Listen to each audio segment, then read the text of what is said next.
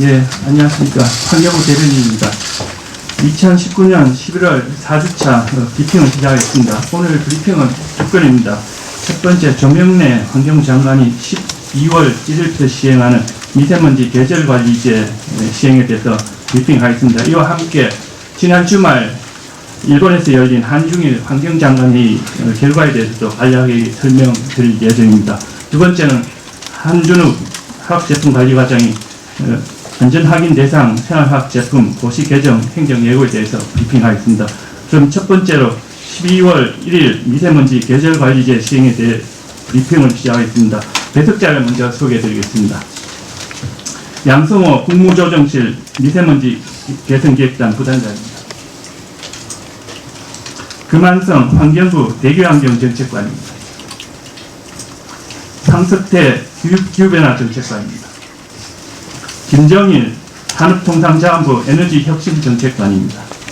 이현숙 농림축산식품부 농촌사회복지과장입니다. 그럼 지금부터 조명래 환경부 장관의 브리핑을 시작하겠습니다.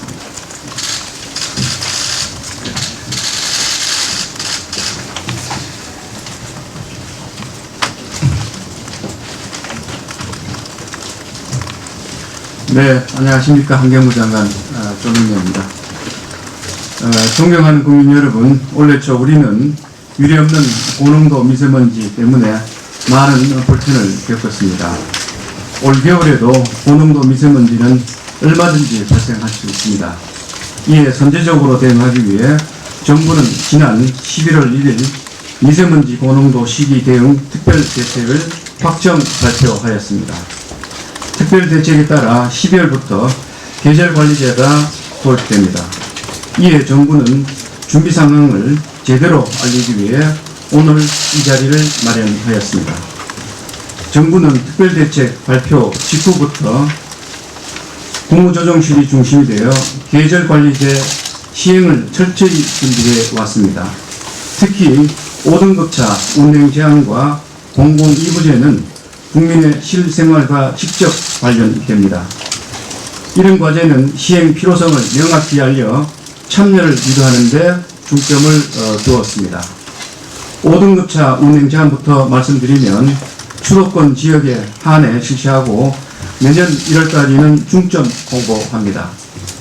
이후 2월부터 본격 단속하도록 서울, 인천, 경기도와 합의하였습니다. 다만 시행 첫 해인 점을 감안하여 수도권에 등록된 5등급 차만을 대상으로 합니다. 영업용 차량과 저공해 조치를 신청한 5등급 차량도 운행 제한이 예외가 됩니다. 아직 신청하지 않은 차량은 관할 지자체로 조속히 신청해 주시기 바라며 내년 1월부터는 인터넷 신청을 할 수 있도록 12월 중 시스템을 완비하겠습니다. 운행 제한의 법적 근거 마련을 위해 현재 국회에 계류 중인 미세먼지법 개정안이 조속히 통과될 수 있도록 국회의 협조를 요청드립니다. 공공2부제 시행 대상은 수도권과 6개 특광역시 소재 행정공공기관의 공용차, 근무자의 자가용 차량입니다. 민원 차량은 제외됨을 유념해 주시기 바랍니다. 이미 대상 기관에 시행 지침을 배포하였고 기관 담당자 설명회를 개최하는 등 현장의 이해를 높여왔습니다. 대상 기관 차량 출입구에 포스트 입갑판 설치를 독려하고 준수 실태를 주기적으로 점검하겠습니다. 사업장 부분 관리 강화를 살펴보면 현재 470여 명의 민간 점검단이 11월부터 활동 중입니다. 올해 내로 700명 수준으로 확충하고 내년부터는 점검 인력을 1,000명 수준으로 늘리겠습니다. 11월부터 수도권 영남권에서 168명의 전문 점검 인력과 함께 드론 이동식 측정 차량 3세트가 운영 중입니다. 연말까지 14세트를 추가 투입하고 무인 비행선, 분광학 장비를 신규 도입하여 철저하게 불법 배출을 단속하겠습니다. 10월부터 제철, 석유화학 등 업종의 대형 사업장과 9차례의 업종별 간담회를 사업장에서 추가적인 감축을 하기로 하였습니다. 11월 1일부터는 이 업종의 꿀뚝 원격 감시체계, 즉 TMS 배출량 정보를 시범 공개하겠습니다. 또한 대기환경보전법 시행령을 개정하여 미세먼지 저감에 적극 참여하는 기업에게 기본 부과금 면제 등 인센티브를 제공하겠습니다. 발전 및 농업 부분 관리 강화를 살펴보면 중앙전력관제센터에서 석탄 발전 감축 운영 이행 현황을 실시간으로 파악하겠습니다. 전력 수급의 안정성을 위해 수급 상황도 실시간 모니터링 하겠습니다. 영농 폐기물이 다량 발생하는 11월부터 12월, 2월부터 3월 기간 중 영농 폐기물을 집중적으로 수거 처리하겠습니다. 농업 및 행동요령 리플렛 홍보, 지자체 공무원 대상, 집합교육도 병행해 나가겠습니다. 국민건강보호와 관련해서는 연말까지 전 교실에 공기정화장치 설치를 완료하겠습니다. 시도교육청이 주관하여 학교 미세먼지 대응 매뉴얼 이행 및 정화장치 유지관리 상태를 지속 점검하겠습니다. 저소득층 5개 근로자 등 미세먼지 민감 취약계층 253명에게 마스크 지급을 완료하겠습니다. 지하역사, 어린이집 등 다중이용시설 실내 공기질도 철저하게 점검하겠습니다. 이번 계절관리제 4개월 동안 5,900여 개소의 실내 공기질을 점검하겠습니다. 실내 공기질 관리 부적정 시설에 대해서는 개선 조치 공고 등 현장 계도를 실시하겠습니다. 바로 내일부터 초미세먼지 주간예보 시범 서비스도 시행합니다. 현행 3일 단기 예보에 더해 주간예보를 제공하겠습니다. 주간예보는 현행과 같이 환경부 전국 대기질 정보 누리집에서 확인할 수 있습니다. 범정부 상황관리 체계도 본격 가동합니다. 국무조정실 본부처 총괄점검팀 중심으로 1일 단위 이행 상황 점검을 추진해 나가겠습니다. 환경부의 미세먼지 종합상황실도 12월 초부터 본격 운영됩니다. 고농도 비상 상황 시에는 가용한 전 인력이 상황 대응에 투입되어 총력 대응하겠습니다. 존경하는 국민 여러분, 정부는 코앞으로 다가온 미세먼지 계절관리제 본격 시행을 위해 마지막까지 준비 상황을 면밀하게 살펴보겠습니다. 현장에서 예기치 않은 문제가 발생하지 않도록 철저하게 관리하겠습니다. 미세먼지 대응을 위해서는 다소간의 불편이 수반될 수 있습니다. 그러나 국민들의 공감과 동참 없이는 미세먼지 대책의 효과에 한계가 있습니다. 우리 모두가 미세먼지의 피해자이자 동시에 가해자라는 인식을 공유할 필요가 있습니다. 국민과 정부가 하나가 되어 미세먼지 고농도 시기를 슬기롭게 이겨낼 수 있도록 국민 여러분들의 관심과 참여를 간곡히 부탁드립니다. 감사합니다.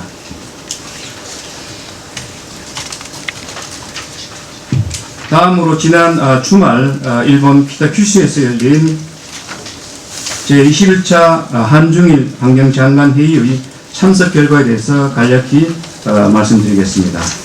삼국 환경장관회의에 앞서 일본, 중국 환경장관과 양자회담을 가졌습니다.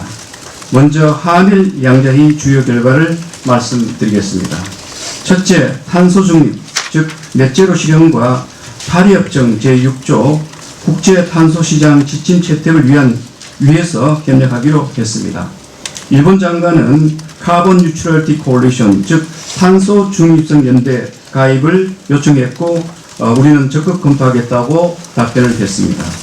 둘째, 해양 쓰레기 국가 간 이동 문제에 대해 공동 대응하고 미세 플라스틱 정책 개발을 위해 협력하기로 했습니다.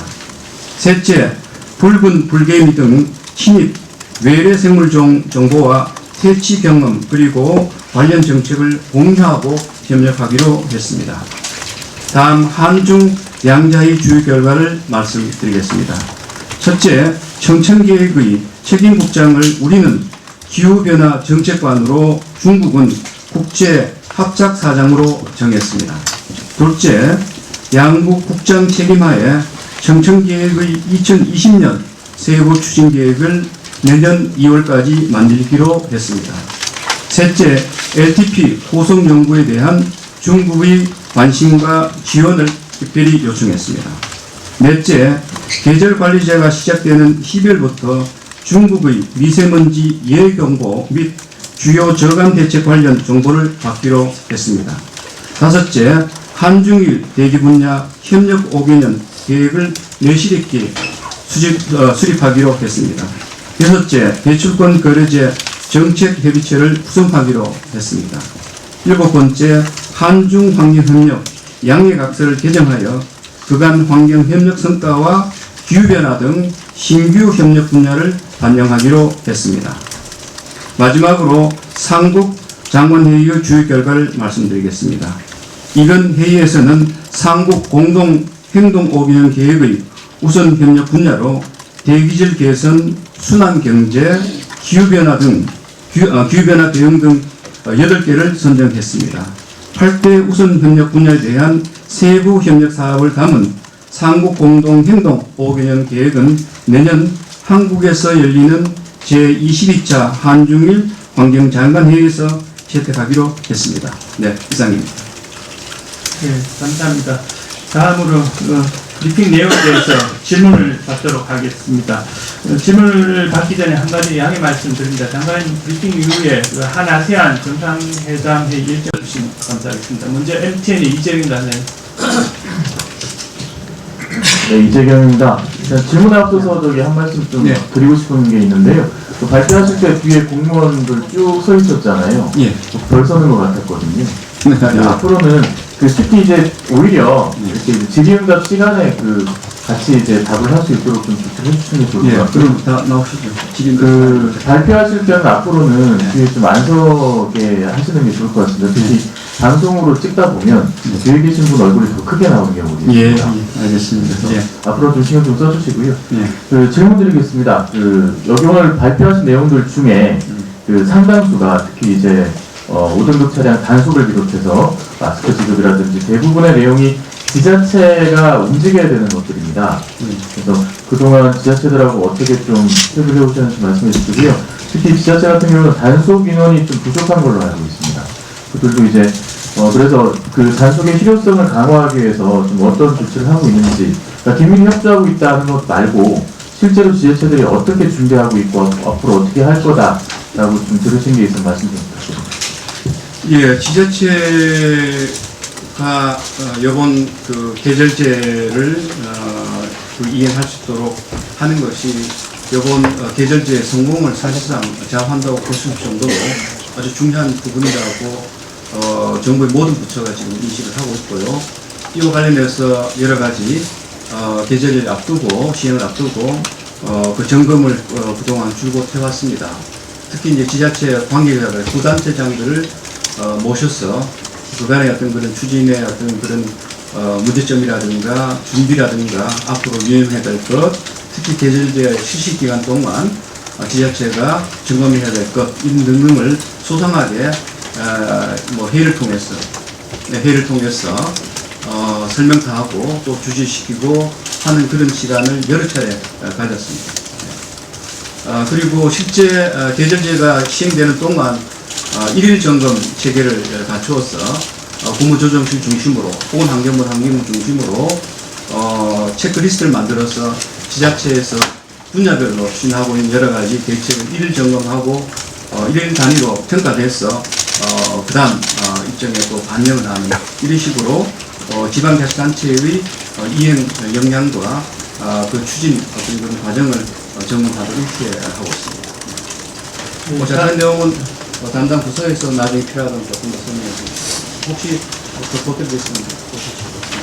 네, 대의장님들 잠깐 보충 설명드리면 지자체 말씀하신 대로 지자체 환경관련 인력이 적습니다. 그래서 올 초에 이미 한 미세먼지하고 실내 공기질 관련으로 전담 인력을 한 400명 정도 확보해서 지자체 내려줬고 또 그래서 또 전담 인력이 채용이 됐고 장관님 말씀하신 대로 또 지자체에서 그 지금 단속 인력 부족들을 많이 얘기하고 있어서 그거를 저희 환경청하고 같이 또 합동 단속을 한다든지 그다음에 지금 말씀드렸던 그 민간 환경 감시단 저희가 올 연말까지 700명을 이제 운영하고 내년부터는 또 1000명 단위로 운영을 할 것인데 그런 단속의 손길이 좀 부족하면 그런 그 민간 합동 감시단 같은 것들도 활용해서 같이 단속을 할 것이고요. 네, 그런 측면에서 저희가 중앙정부 차원에서 지자체 지원할 수 있는 부분 여러 부분을 저희가 지원한다 이렇게 말씀드리겠습니다. 예, 다음 질의 신청하신 SBS 이영식 부장님. 예, 여러 가지 백화점식 대책을 한꺼번에 쏟아내셨는데요. 12월부터 3월까지 4개월간 정부의 의지도 좀 엿볼 수 있을 것 같아요. 근데 이제 궁금한 게 이런 다양한 대책을 추진하면서 정부가 목표로 하는 미세먼지를 감축은 어느 정도 되는지 좀 궁금하고요. 또 하나는 이런 대책이 좀 어쨌든 잘 들어맞으려면 논의 그동안에도 많이 제기가 되어 왔던 건데 미세먼지 예보의 정확성 이 문제가 좀 다시 한번 좀 살펴봐야 될 것 같은데 지금 3일간 예보하고 있는데도 3일간 예보대의 현재 정확도가 어느 정도 되는지 상당히 높지는 않을 거로 저는 알려져 있었습니다만 그리고 이것이 그동안에 이제 정확도를 높이기 위해서 장비, 시설 장비 또 인력 충원 이런 걸 한다고 계속 발표를 해왔고요. 시행이 되고 있는데 예보대 정확도가 왜 이렇게 좀 높아지지 않고 있는 건지 그에 대한 추가 대책이나 이런 점 어떻게 봐야 되는지 지난번 일본 갔다 오셨을 때도 일본의 3일 예보자는 중국의 3일 예보자는 상당히 좀 정확하다고 얘기를 했었죠. 그런데 이제 그런 것 비해서 우리나라는 왜 이런 게 안 되는지 그것도 좀 궁금합니다. 예. 지금 계절제 기간 동안 대개 농도가 평균 농도에 비해서는 15 내지 20% 높습니다. 따라서 계절제 운영의 가장 중요한 목표는 그 기간 동안 기전 농도를 줄여내는 것을 목표로 하고 있습니다. 그래서 굳이 숫자를 친다면 평균보다 높은 15 내지 20% 줄여내는 것이 목표가 되겠습니다만 올해는 첫 시행 기간이기 되고 첫 해가 되기 때문에 저희들이 목표를 정해놓고 하기에는 준비가 약간 부족합니다. 그래서 올해는 아주 명시적인 목표를 설정하기보다는 고농도를 사전적으로 예방한다는 측면에서 여러 가지 대책들을 종합적으로 강구를 해서 올해의 어떤 성과를 바탕으로 해서 내년에는 좀 더 명시적인 숫자를 통한 목표치를 제시를 하고자 합니다. 그렇게 해서 올해는 뚜렷한 아주 공식적인 목표치 없이 일단 시행을 하고 암묵적으로는 앞에서 말씀드렸던 15 내지 20%의 어떤 저감을 목표로 합니다만 공식적으로는 그 목표치를 제시하지 않고 일단 올해는 좀 시범적으로 시행하고 난 뒤에 내년부터 공식적인 목표치를 우리가 설정할 계획입니다. 예보제는 현재 지금 말씀하신 대로 3일 예보제가 지금 실시가 되고요. 또 주간 예보제도 이제 곧 실시를 할 예정입니다. 그래서 매일 5시 30분에 미세먼지 관련해서는 3일 예보를 하고 또 주간 예보를 함께 하게 되는데요. 우리나라의 미세먼지 예보가 정확도가 한 70% 중반대로 약간 약합니다만 지금까지 여러 가지 인력이라든가 장비라든가 미세먼지 어떤 예보와 관련된 경험이라든가 이런 것들이 상당히 부족한 상태입니다. 여러 가지 측면에서 그래서 현재 당장 지금 예보의 어떤 그런 정확도를 일시에 높일 수 있는 것은 그렇게 쉽지 않을 것 같고요. 저희들이 예산을 통해서 인력도 더 확충하고 특히 예보관을 더 많이 확보하는 게 중요하고요. 그 다음에 예보를 할 수 있는 여러 가지 어떤 측정 장치 같은 것, 시설 같은 것 이런 것을 더 확보를 해야 됩니다. 따라서 내년에 천리안 위성이죠. 천리안 위성을 이제 우리가 띄우게 된다면 훨씬 더 정확한 예보를 할 수 있을 것 같고요. 그 다음에 중국과 요번에 예보제를 이제 공유하기로 했기 때문에 중국의 예보치를 우리가 미리 받게 된다면 최소한도 2, 3일 앞서서 받게 된다면 우리나라의 어떤 그런 미세먼지 예보에도 많은 도움이 될 것 같습니다. 중국의 미세먼지 그 예측치가 상대적으로 정확한 것은 인력이 많고 여러 장비가 우수하다는 측면이 있습니다만 중국의 그 미세먼지 그 예측은 좀 스케일이 큽니다. 큰 것에 반해서 우리는 상당 스케일이 이제 작게 예측을 해야 되기 때문에 그런 측면에서 사실은 기술력의 차이라기보다는 그 예측 단위의 차이가 중요한 어떤 그런 차이라고 저희들은 보고 있습니다. 또 말씀드리면요. 그 예보 정확도 관련해 가지고 뭐 기술적 뭐 이런 거 인력 충원 이런 말씀하셨는데 지금 보면 그 우리나라 기상청에서 하다 보면 소스는 뭐 일단 그 기상 날씨 예보도 마찬가지고요. 미국이나 일본의 날씨는 위성 정보도 다 갖고 있고 그런 정도고 그리고 그걸 분석해는 뭐 모델링이나 이것도 슈퍼컴퓨터를 넣어서 좀 잘하고 있는데 제가 취재해 보면 결국 사람의 문제라고 얘기해요. 사람의 문제. 아까 장관님께서도 뭐 인력 문제, 전문 인력 얘기를 했는데 예보관들의 그 전문성 이 부분이 좀 부족하다는 얘기를 계속 하거든요. 똑같은 데이터를 보고도 이게 읽지를 못하는 거예요. 해석을 못하네.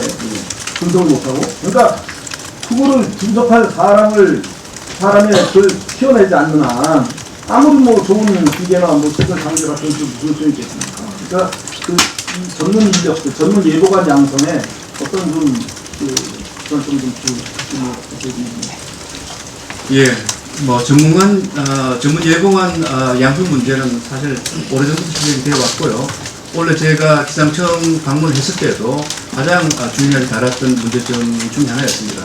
따라서 이 부분은 어쨌든 환경부로서는 가장 관심을 갖고 특히 예보력을 높이기 위해서는 전문 예보관의 확보가 더 시급하다는 측면에서 더 예산을 투입해서 혹은 인원을 더 뽑아서 훈련을 통해서 전문 영역을 강구할 수 있도록 이렇게 여러 가지 조치를 지금 취하고는 있습니다만 그 효과가, 그 결과가 조만간 나타나기는 좀 다소간 좀 쉽지 않다는 그런 걱정을 하고 있습니다.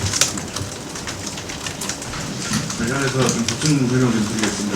대변인 노직과장입니다. 말씀하신 대로 일단은 인력 자체의 숫자 자체가 너무 작습니다.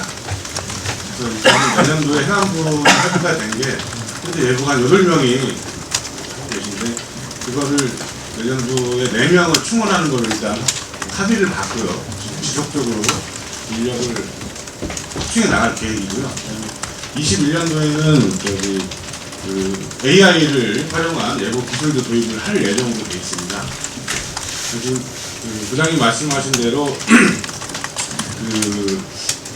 이 모델이나 장비만 가지고서 예측을 돌려보면 고농도 때 예보 정확도가 한 40~50%밖에 안 나오는데 그거를 예보관의 경험과 기술로서 끌어올리는 수준인 거거든요. 그래서 고농도식이 아까 예보 정확도 말씀하셨는데 17년도에 71%, 고농도 기준으로 18년도에 71%인데 이 과학원의 예보센터에서 많은 노력들을 해서 올해 10월달 기준으로 78%까지 계속 향상이 되고 있다는 말씀을 드리고요.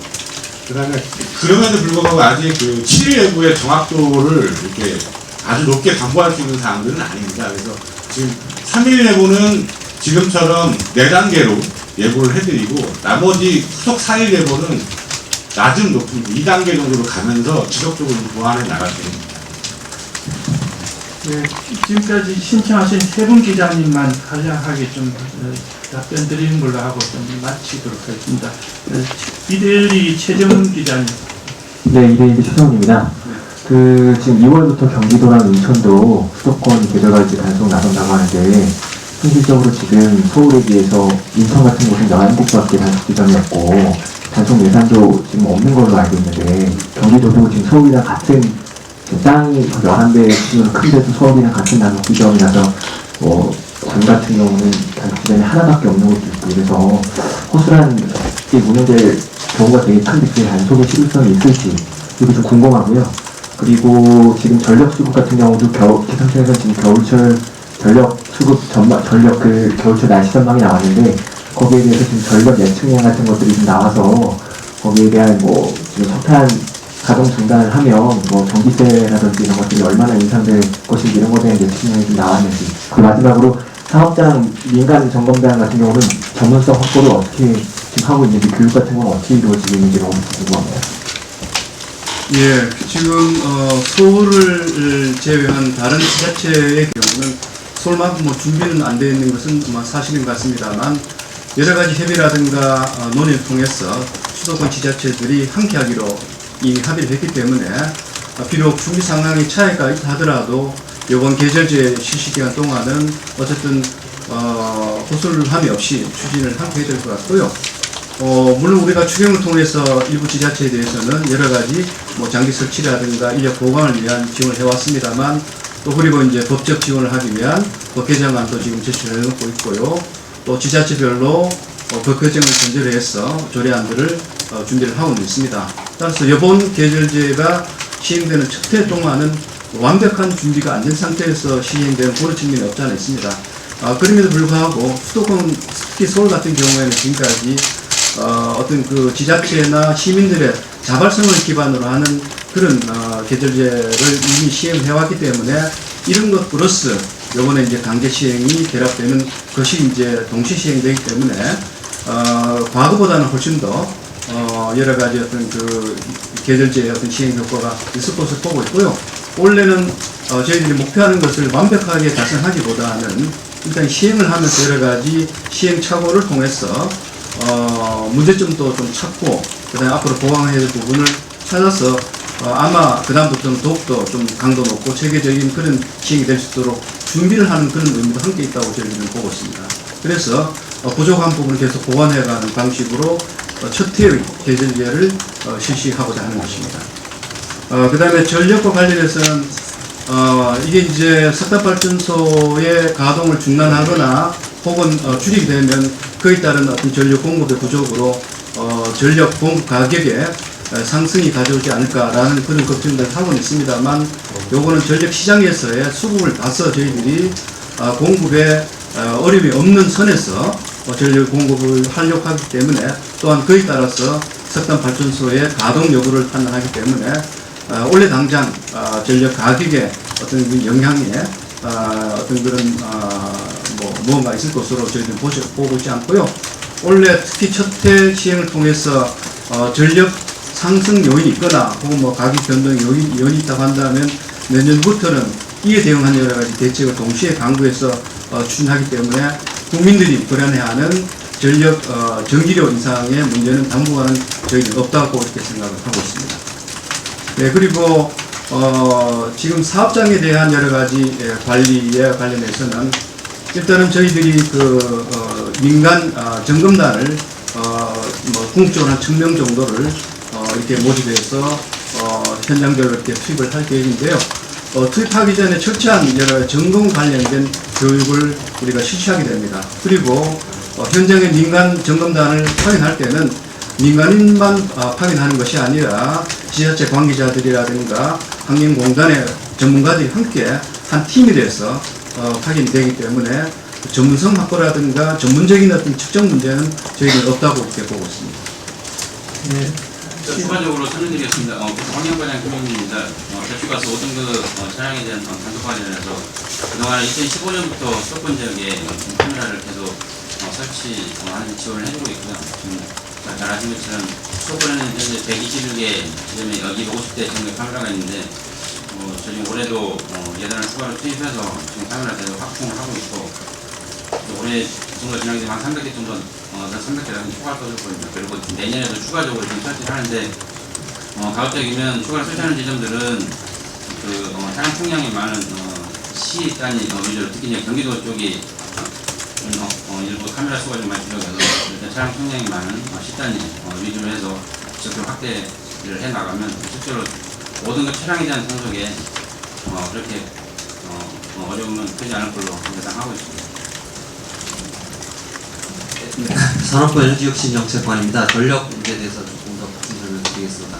올 이제 12월부터 2월까지 공개 전력 수급 대책 기간이고, 그 기간 이후에 또 3월 달에도 미세먼지 계절 관리제가 실시됩니다. 그래서 그 기간 동안 4개월 동안 석탄 발전 감축이 이루어지고, 정확하게 어떤 그 석탄 발전이 감축되어서 어느 정도의 비용이 발생하는지는 그 기간이 다 끝나본 다음에 정확한 그 비용 규모를 저희가 확인을 하고, 거기에 따라서 보전 필요성이라든지 보전 방식이라든지 그런 것들은 그때 가서 검토를 해서 시행하겠습니다. 예, 시간 관계상 마지막 한 분만 질의 받고 장관님 가셔야 되는 상황이었어요. 윤지로 기자님, 세계일보 윤지로. 간단한 질문인데, 그 석탄 화력 발전 몇 기를 중단한지가 지금 결정이 된 건가요? 안 나왔어요. 아마 아마 1월부터 2월까지는 최대 17기죠. 17기를 예, 오늘 뭐 그러면 오늘 저 이번 주 중에 일단 점정적으로 목요일 날 이제 예정이 되어 있는데요. 총리 주재 현안 조정 회의에서 동계 전력 수급 대책 많이 이제 확정이 되고 거기에서 폭탄 발전 각 월별로 12월, 1월, 2월 월별로 어떻게 감축될지가 결정됩니다. 당초 계획이 됐습니다. 기후환경회의에서는 지난 9월달에 9기에서 14기 폭탄 감축을 권고를 했고요. 그 권고안을 받아서 저희가 지금 부처가 협의를 통해서 최종적으로 안을 이번 주 중에 확정할 계획입니다. 예, 감사합니다. 이상으로 미세먼지 계절관리제 시행에 대한 브리핑을 마치도록 하겠습니다. 네, 감사합니다. 게임 앞으로 나와주십시오. 길이 저쪽 한국경제 부은석이된 네, 석탄화력발전소 가동 중단 관련해서 좀 여쭤볼 게 있는데 아까 장관님이 1월에서 2월까지 최대 17기라고 하셨잖아요. 이게 국가기후환경의 권고안보다 더 많은 거죠? 그때는 최대 14기라고 했으니까. 그거 아마 장관님께 좀 착오가 있으신 것 같아요. 그 미세먼지 특별위원회에 통과됐던 안도 9에서 14기로 정확히 기억합니다. 그러면 이번에 확정되는 것도 14기, 최대 14기라는 말씀이세요? 그거는 사실 제가 그 안건을 모르기 때문에 아마 목요일쯤 발표할 걸로 알고 있는데요. 구체적인 아마 그 기수는 그때 발표할 거예요. 그럼 17기라는 숫자는 틀렸다는 말씀이세요? 예, 그거는 참.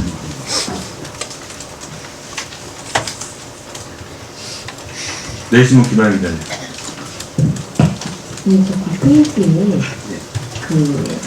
월단 점검 실적 공개를 추진한다고 그러는데 이게 그냥 점검할 때 일반 건수로 말씀하시는 건지 아니면 실제로 뭐 이렇게 사업장 했을 때 뭐 미세먼지 저감 효과가 어느 정도인지 이런 걸 말씀하시고 구체적으로 설명해 주실 것 같아요. 저희가 그 말씀하신 대로 주로 이제 뭐 사업장도 마찬가지고 저희가 사업장을 이제 뭐 주요 산단 지역을 중심으로 해서 단속을 할 것이고 그다음에 취약계층 이용 시설도 월 단위로 점검을 하는데 일단 저희가 몇 개를 점검을 했고 그다음에 뭐 위반된 사항들이 얼마다 뭐 정도는 이제 저희가 공개를 할 것이고요. 지금 말씀하신 대로 저희가 그런 사업장 단속을 통해서 이렇게 뭐 예를 들면 전체적으로 그 주변의 농도 변화가 어느 정도 이거는 사실 바로 나오는 건 아니어서 그거는 뭐 지금 김 기자님 말씀하신 대로 바로 할 건 아닌 것 같고 조금 저희가 또 분석을 해서 그것도 하여튼 공개가 저희가 정량화하는 범위 내에서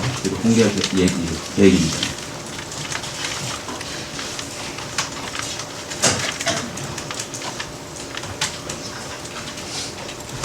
중앙에서 김정희 기자님. 네, 제철 석유화학된 업종 대형사업장에서 추가 감축 합의했다고 했는데 어느 정도 구체적인 숫자가 나오는지. 그거는 저희가 일단 지금 예를 들면 이제 추가적으로 더 감축할 수 있는 여력을 지금 저희 감축 계획을 다 받았거든요. 그래서 그게 좀 저희가 취합 중이어서 제가 여기서 뭐 몇 프로다 이렇게 뭐 숫자로 말씀드리기 좀 어렵고 왜냐하면 저희가 이 자발적 감축 계획을 이제 각 사업장별로 예를 들면 제철이다, 석유화학이다 다 업종별로 틀리거든요.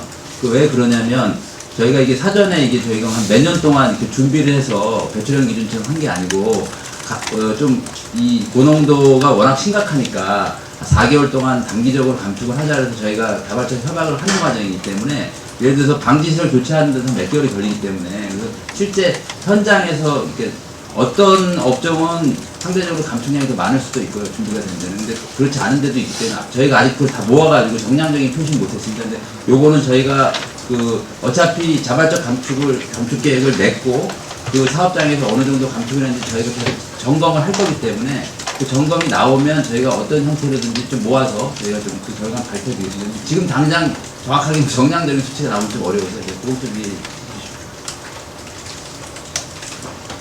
제일장님 안상석 기자님. 예, 안상석입니다.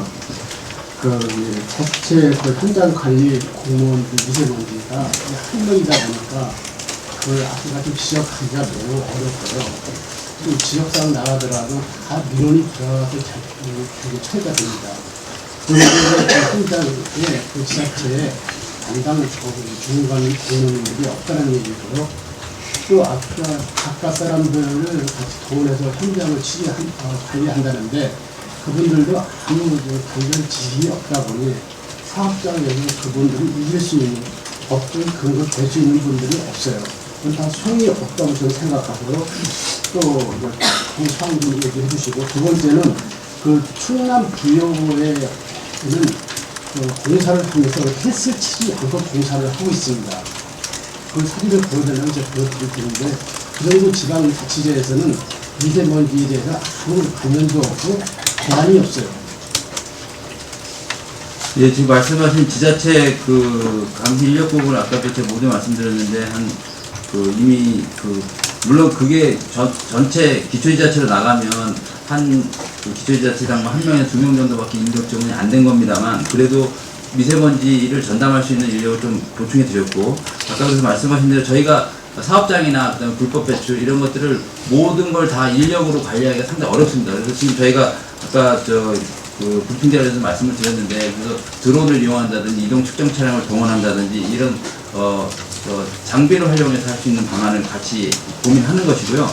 아까 민간활동 감시단 이제 전문성 문제도 아까 좀 나오셨는데 저희가 지금 감시단으로 저희가 채용되는 사람들의 구성을 보면 단순히 뭐 이렇게 전문성이 전혀 없다고 보기 어려운 게 업체에서 환경관련 쪽에서 일을 하시다 퇴직하신 공무원들이 계시고 실제로 지자체에서 공무원 생활 하시다 또 퇴직하신 분이 민간환경 감시원으로 또 지원하신 분도 계시고 해서 그런 분들의 전문성을 좀 확보할 수 있다는 말씀드리고 아까 장관님도 언급하셨습니다만 나갈 때 이게 이 사람들이 혼자 나가는 것이 아니고 저희 지자체 공무원이 됐든 저희 유역환경팀 직원이 됐든 환경공단 전문가가 됐든 같이 나가기 때문에 그런 부분은 전문성을 좀 저희가 보완한다 이제 말씀드리고 지금 말씀하신 부여 거는 아마 공사장 같은데 비산먼지 사업 공사장 같은데 그거는 저희가 안 그래도 저희 비산먼지 사업장에 지금 11개 건설사하고 자발적 협약을 체결해서 비산먼지 농도도 지금 실시간 공개하는 작업을 하고 있고 지금 단속 부분을 말씀하신 건데 그 부분을 조금 더 신경 쓰도록 하겠습니다. 대신문 김학의 기자님. 간단한 여쭤보려고 하는데요. 지금 검정부 총괄 점검팀은 지금 미세먼지 시즌제 할 때만 운영이 되는 건지 왜냐하면 그냥 느낌상 여쭤보는데 미세먼지 관련된 정부 조직이 너무 많아서 이게 어떻게 좀 서로 유기적으로 운영되는지 궁금하고 개인적으로 어디 몇 개나 조직이 있나요? 미세먼지 네, 말씀하신 대로 잘 아시다시피 미세먼지 관련해서는 크게 이제 미세먼지 특별위원회가 총리 위원장으로 있는 것이고, 그다음에 이제 잘 아시다시피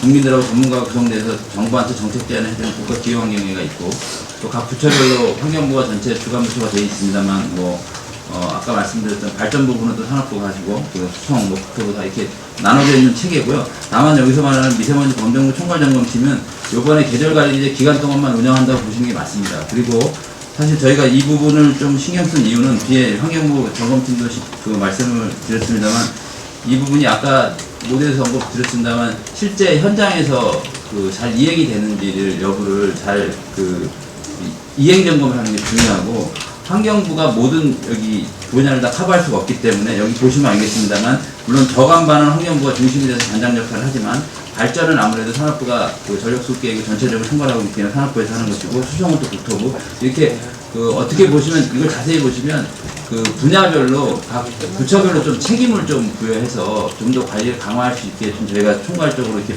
짰다고 말씀드리고요. 일단 요 운영 기한은 계절 관리자가 종료되는 3월까지입니다. 네, 또 질문. 네, 환경부 김경태 기자님.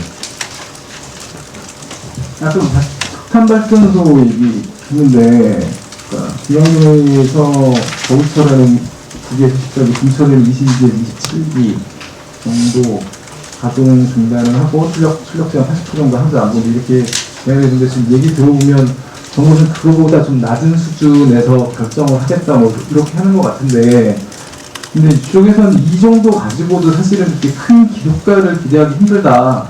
워낙에 발전소 자체가 워낙 영향이 크기 때문에 이런 부분이 지금 감안하고 있는지 좀 궁금하고 그 중단기 계획으로 볼 때는, 그러니까 중장기 계획으로 볼 때 석탄 발전소를 줄여야 되는데, 우리나라 계획 보면 2017년에 석탄 발전소가 36.9기가인데 거기서 10기를 줄이고 7기를 추가하면 숫자상으로 3기가 줄은 거지만 용량은 42기가로 증가하거든요.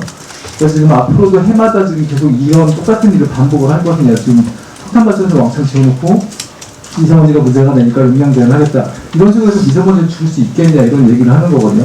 근데 아까도 그 전기요금하고 이 얘기를 연동을 시키지 않을 수가 없는 게, 만약에 이제 석탄 발전소를 줄였는데 전력 공급이 이제 뭔가 문제가 생겼단 말이죠. 그럼 석탄 발전소를 가동을 하거나 아니면 민간 LNG 발전소를 가동을 해야 되는데, 민간 석탄 발전소를 가동을 하면 미세먼지가 증가할 것이고, 민간 LNG 발전소를 시키면 전력 생산 비용이 증가하기 때문에 한전의 적자가 누적이 되거나 아니면 그 전기요금을 올리거나 둘 중에 이런 방법밖에 안 생긴단 말이에요.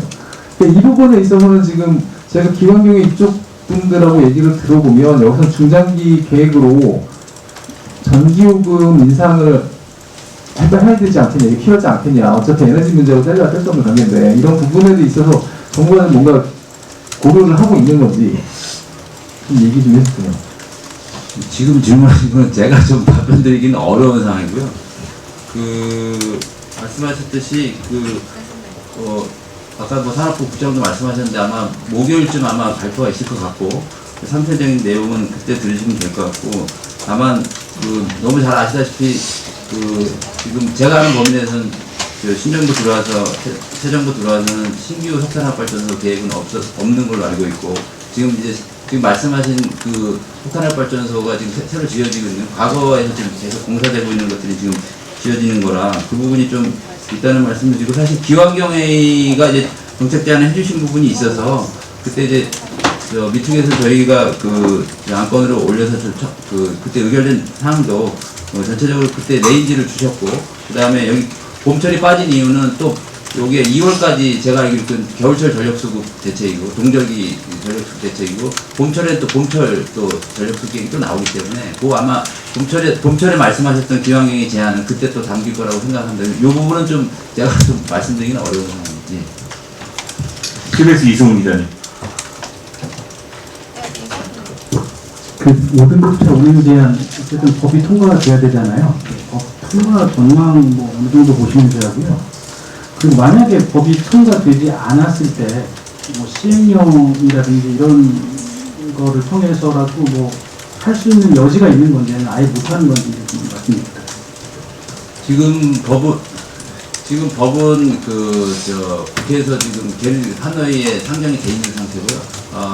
법 자체에 대해서는 지금 특별하게 쟁점이 없는 법이기 때문에 국회만 열리게 되면 통과될 수 있을 거라고 생각을 합니다. 그래서 저희는 이게 다른 시행령이나 이런 걸로 하기는 어렵고요. 이제 법 통과를 전제로 하는 거기 때문에 어쨌든 국회에서 논의만 된다면 빨리 통과해서 지금 각 3개 지자체에서 준비를 하고 있기 때문에 실제 시행에는 큰 문제 없을 거라고 생각합니다.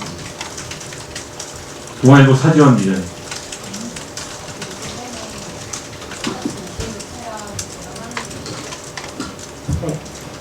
제한을 하는 게 수도권을 지나는 차량 중에서 수도권에 등록된 차량만 대상으로 하는 거잖아요. 이 대상 차량이 몇 대인지, 그리고 이걸로 인해서 예상되는 저감 효과가 좀 구체적으로 궁금하고요.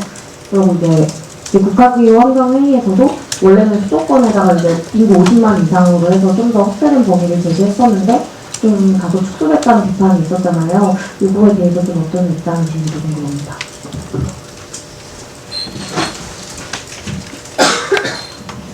동학연과장 김영민입니다. 지금 등록되어 있는 모든 차량 총 75만 대, 그리고 지금 정해 조치가 완료되지 않은 차가 56만 대 정도 있습니다. 그리고 이제 아까 말씀하신 것처럼 국가경영에서 수도권에 인구 50만 이상 도시까지 제한을 한 게 맞고요. 근데 그전에 수도권하고 전에 수도권 우선에서 먼저 시행하기로 협의를 한 거는 일단 수도권 여기 시스템이 기본적으로 갖춰져 있고, 두 번째 차량 평형도 많고 노인수도 많아서 그 대부분 그 본부 사례가 올 때 수도권 쪽에 집중되는 그런 측면이 있어서 어떤 수도권부터 우리가 하기로 합의를 했다라는 걸 말씀드리고요. 그리고 이 저감 효과 이 부분은 참 상당히 쉽지 않은 부분인데 제가 보통 가정을 할 때 그 5등급 차량 전체를 차량 운행 제한을 했을 때 줄어든 가속량이 최대 얼마가 될 거다라는 정도로 예측을 하거든요. 근데 그게 이제 그 실제 경유 차량 중에서 5등급 차량이 차지하는 배출량 비율이 보통 53% 정도 되기 때문에 최대 판단은 그 정도까지 예측할 수 있습니다. 조금 보충 설명드리면 아까도 여러 기자님들 말씀하셨는데 각 분야별로 이렇게 좀 저감 효과 같은 건 저희가 중간중간에 좀 분석을 해서 발표해 드릴 거고요.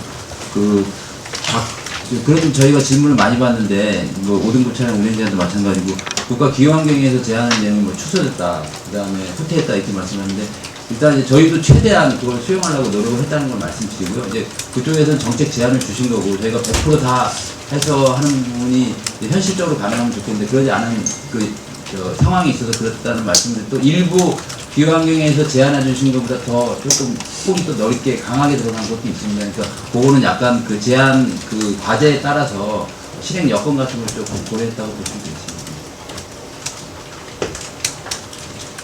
질문. 중앙일보 김정인 기자님. 11월에 민간감시단 운영했다고 하는데 혹시 그간 단속 실적이 나온 바가 있을까요? 대기거래 과장 이종호입니다. 저희가 11월부터 운영을 하고 있는데요. 저희가 그 지자체별로 실적을 계속 취합을 하고 있습니다. 주요 시군별로 실적을 보면 건설공사장, 그 다음에 그 비상먼지 사업장, 그 다음에 이제 그 일반 공사장, 일반 사업장도 들어가서 같이 단속을 했고요. 그 실적들이 이제 나와 있습니다. 수치라든지 뭐 이런 배출량을 적발해서 뭐 얼마에 뭐 조치를 취했다든지 그런 사례 같은 게 없을까요? 네, 그런 건 있습니다. 실제 단속해서 계도 같은 것도 많이 했고요. 네, 단속 건수가 혹시 어떻게 예, 되나요? 단속 건수는 저희가 이따가 확인해서 예, 확인할 수 네, 있습니다. 감사합니다. 자료 제공해 드릴게요. 더 이상